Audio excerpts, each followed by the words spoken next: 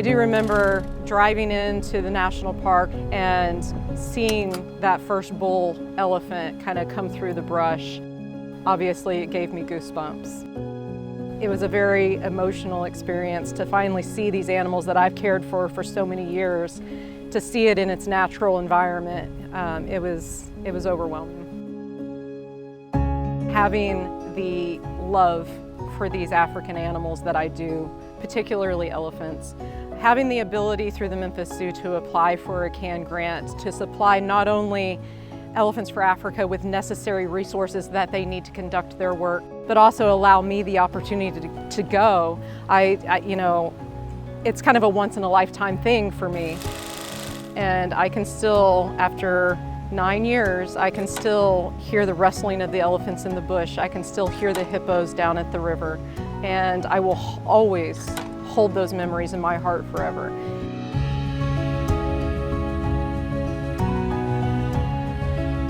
To see elephants and work with them is one thing, and then to see elephants in Africa is just a totally different ballgame. So I was taking supplies to further their research, but I also was doing a lot of the grunt work with them.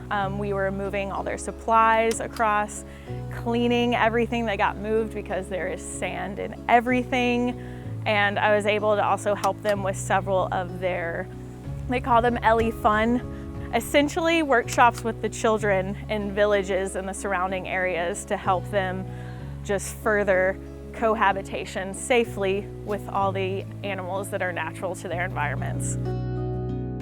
The most important part of a modern zookeeper's job is conservation education.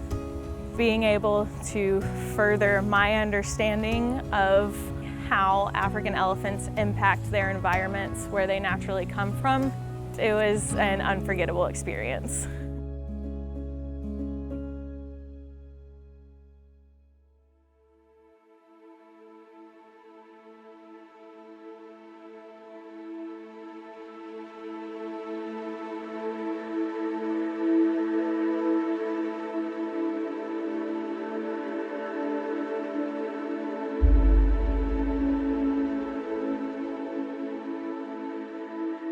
Ginny and Amanda, my wonderful coworkers, have already been to Africa, and next week I will be following in their footsteps and heading to Botswana on my own to see the work that Elephants for Africa is doing down at their base camp.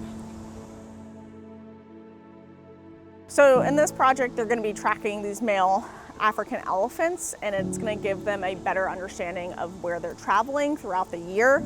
And it's going to be able to give them an understanding of how to kind of mitigate human-elephant conflict, where to put fences, which farmland they're really going after, what resources they're looking for. And if they can figure out the answers to those questions, they might be able to provide some of the resources to the elephants, like salt blocks, mineral blocks, or be able to help the farmers and villagers figure out, okay, your farmland is really being concentrated on, let's figure out how to mitigate that. While these elephants have a magnificent life here at the zoo, their wild counterparts are struggling. Their home ranges are shrinking, and we have to find a way to coexist.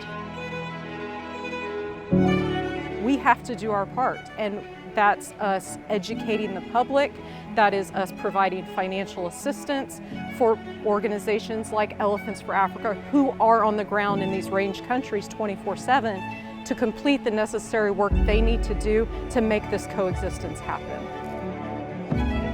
So being able to help preserve these animals for future generations and providing them a place in this world, you know, I want to be a part of that fight.